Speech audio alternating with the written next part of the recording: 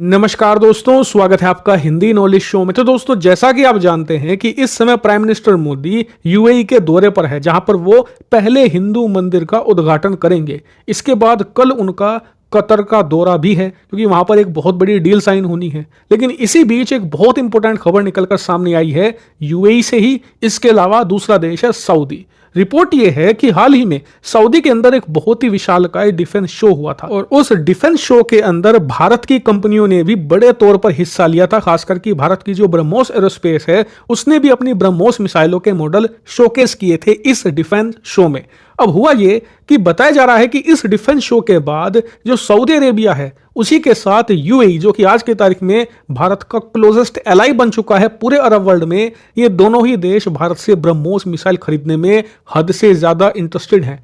वैसे ये नॉर्मल वाली ब्रह्मोस तो खरीदना ही चाहते हैं, लेकिन बड़ी बात यह है कि भारत की एक मिसाइल वर्क इन प्रोग्रेस है जिसका नाम है ब्रह्मोस एनजी, और ये बहुत ही जल्द भारतीय सेनाओं में शामिल होने जा रही है। और ये एक बहुत ही खास वेरिएंट है ब्रह्मोस फैमिली का। दरअसल ब्रह्मोस फैमिली की जितनी भी मिसाइलें हैं, उसमें से ये वेरिएंट सबसे पहली बात तो नेक्स्ट जनरेशन टेक्नोलॉजी के साथ आता है। दूसरी बड़ी बात, ये एक एयर लॉन्च वेरिएंट है, मतलब कि इसे जमीन से लॉन्च नहीं किया जा सकता। इसे आप एक लड़ाकू विमान में लगाकर फिर लड़ाकू विमान से लॉन्च कर सकते हैं। और यही वजह है कि इसे ब्रह्मोस मिसाइलों का सबसे ज्यादा घातक और सबसे ज्यादा भयानक वेरिएंट बताया जाता है। ऐसा इसलिए क्योंकि अभी तक जो हमारी ब्रह्मोस मिसाइलें हैं ना, उनमें से जो सबसे मैक्सिमम रेंज है वो 850 किलोमीटर है। उससे ज्यादा ब्रह्मोस मिसाइल नहीं जा सकती।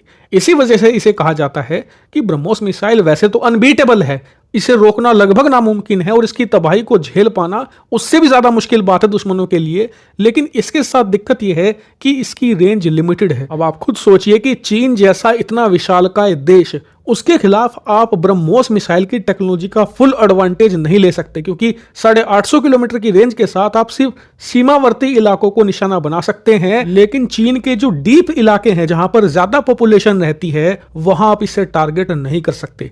यही वजह है कि इसकी लिमिटेशन कुछ हैं। लेकिन जो ब्रह्मोस एनजी है, इसे मोस्ट डेंजरस ब्रह्मोस इसलिए कहा जाता है क्योंकि इसके साथ रेंज की लिमिटेशन आती ही नहीं। दरअसल ये लड़ाकू विमान में लगने वाली मिसाइल है, इसी वजह से इसकी खुद की रेंज भले ही 250 से लेकर 350 किलोमीटर हो, लेकिन क्योंकि ये लड़ाकू विमान में लगती है, और आज की तारीख में जो नॉर्मल से नॉर्मल लड़ाकू विमान है वो लगभग 2000 किलोमीटर की रेंज के साथ आता है, इसीलिए ये ऑटोमेटिकली 2500 किलोमीटर तक वार कर सकती है। यानी कि एयर लॉन्च वेरिएंट के साथ आप दुश्मन के डीप इलाकों में भी अच्छे से स्ट्राइक कर सकते हैं। और यही वजह है कि अरब के दो सबसे शक्तिशाली देश यूएई और सऊदी अरेबिया ब्रह्मोस एनजी पर नजर गड़ाए बैठे हैं। लेकिन मुझे यहां एक संशय है, भारत एक बार को यह ब्रह्मोस मिसाइल यूएई को दे सकता है, क्योंकि यूएई आज की तारीख में भारत का नंबर 1 फ्रेंड बन चुका है पूरे अरब वर्ल्ड में। वहां हिंदू मंदिर खोले जा रहे हैं, उनके साथ हमारा व्यापार ऑल टाइम हाई पर चला गया है। वहां की जो रॉयल फैमिली है, उनके साथ हमारे प्राइम मिनिस्टर के बहुत ही ज्यादा क्लोज रिलेशंस हैं।